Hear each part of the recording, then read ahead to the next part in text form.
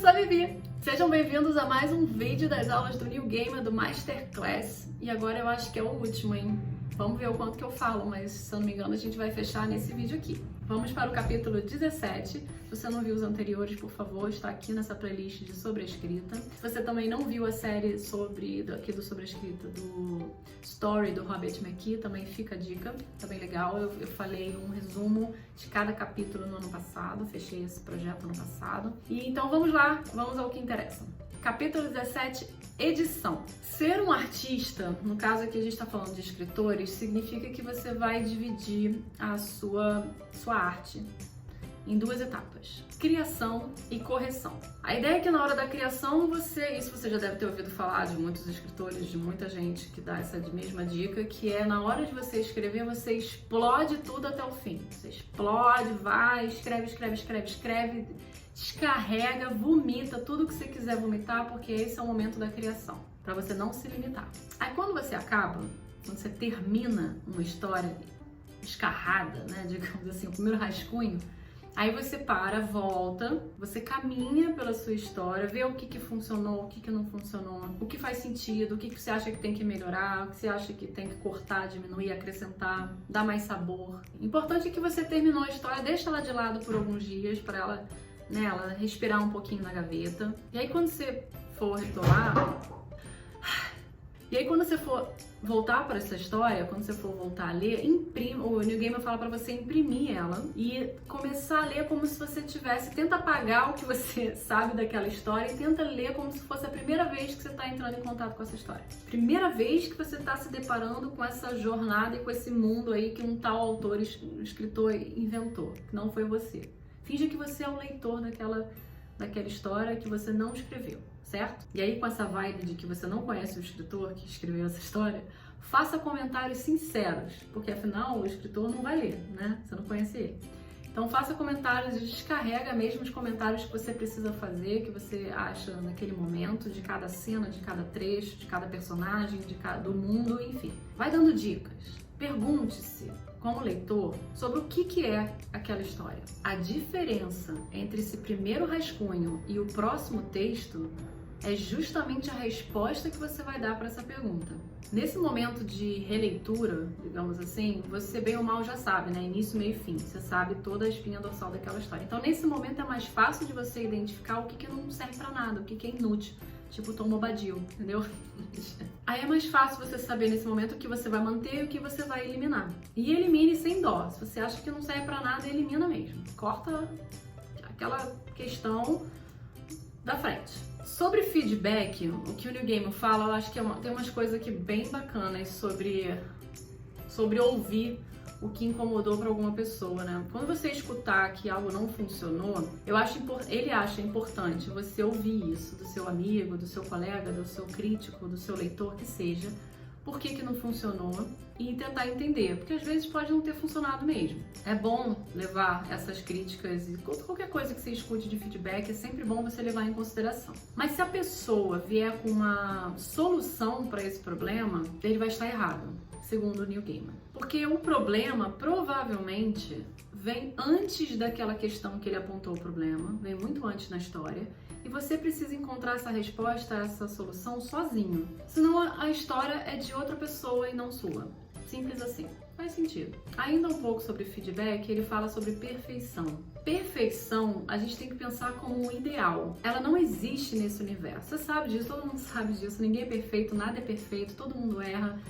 Ninguém tá certo o tempo todo. A gente se inspira, almeja, quer coisas, mas a grande verdade é que tudo que a gente faz tem erros. A gente tem um iceberg de erros sobre o sucesso e acertos. Então, assim, pra gente acertar, a gente errou muito. Tem que ter errado muito. É a experiência de vida, gente. Experiência de qualquer coisa, experiência de profissão, de trabalho, de tudo, relacionamento.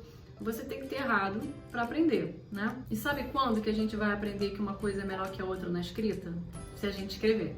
O New Gamer fala que uma página em branco não é boa nem ruim, é um pano de nada. Então bora escrever, povo! Parem de ser obsessivos com perfeição. Isso não leva ninguém a nada. Nós somos humanos errados e gostamos de ser assim.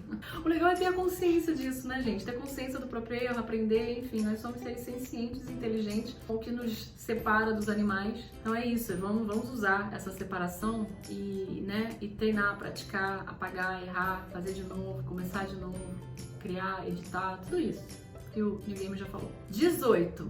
Regras para escritores. Bora lá, bora cagar a regra. Regra número 1, você precisa escrever. Regra número 2, você precisa terminar. Regra número 3, ao terminar de escrever, você solta para o mundo. É um ato, sim, de coragem, de bravura expor o seu manuscrito.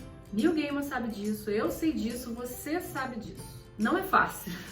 Como é difícil, eu sei que é muito difícil. Mas é por isso que se chama coragem. Regra número 4, Neil Gaiman fala que se você escreveu, submeteu a história para um agente literário, para uma editora, e a editora respondeu com críticas, com mudanças, com whatever, que se você acredita muito na sua história, você deve defendê-la. Seja honesto. Regra número 5, quando voltar para você uma negativa, você manda essa história para outro lugar. Não desista. Regra número 6, eu acho que essa é a mais importante de todas, tá? Quando você terminar um projeto, comece outro imediatamente.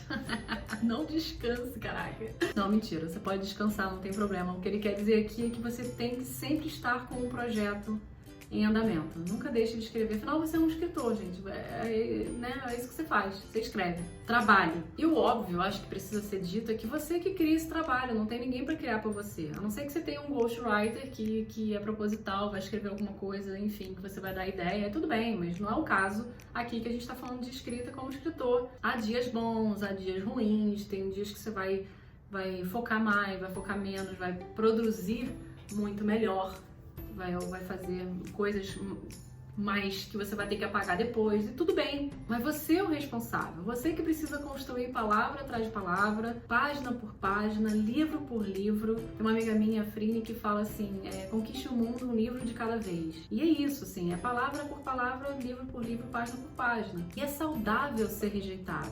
É bom saber que você não tá lá ainda, que você não tá pronto, que o teu livro ainda não tá redondo. É um motor para você continuar. E que você possa ver dessa forma, né? Você tem duas escolhas. Ficar mal e reagir negativamente a uma crítica, a uma negativa, e aí resolve desistir de tudo, e aí beleza, vai seguir outro caminho. Ou você pode encarar isso como um motor, tentar fazer de novo e melhorar. Último capítulo, 19, as responsabilidades do escritor. Esse capítulo é muito importante, eu achei ele bem bacana. O Neil, assim, ele abriu o coração até aqui um pouquinho, ele conta um pouco de uma coisa que aconteceu com ele, de que uma pessoa se matou e deixou um bilhete com Sandman escrito no bilhete. E deixou uma cópia do livro ao lado dele antes de se matar, né? E durante muito tempo o Neil Gaiman se perguntou se ele tinha alguma responsabilidade em relação a esse ato, né, de uma pessoa ter tirado a própria vida.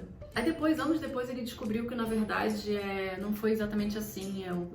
Essa pessoa foi assassinada pelo namorado, foi uma tragédia, enfim, mas não foi exatamente, o cara não tirou a própria vida. O ponto dele, na verdade, de contar essa história é porque a gente precisa saber dividir as coisas, permitir diferentes pontos de vista e ter a consciência que incrustamos valores no que escrevemos. Eu não vou entrar aqui, né, no mérito de responsabilidade sobre o que a gente fala na ficção, porque isso é um assunto, assim, é uma polêmica, é um assunto que precisa ser debatido mais, e não é o tempo que eu tenho aqui para debater isso aqui agora, então não vou entrar. Mas sim, a gente precisa pensar em termos de responsabilidade, mas ao mesmo tempo saber dividir, né? O que é exatamente a responsabilidade do que se fala e o que é responsabilidade daquele que ouve, né? De como a gente interpreta as coisas que a gente lê ou ouve.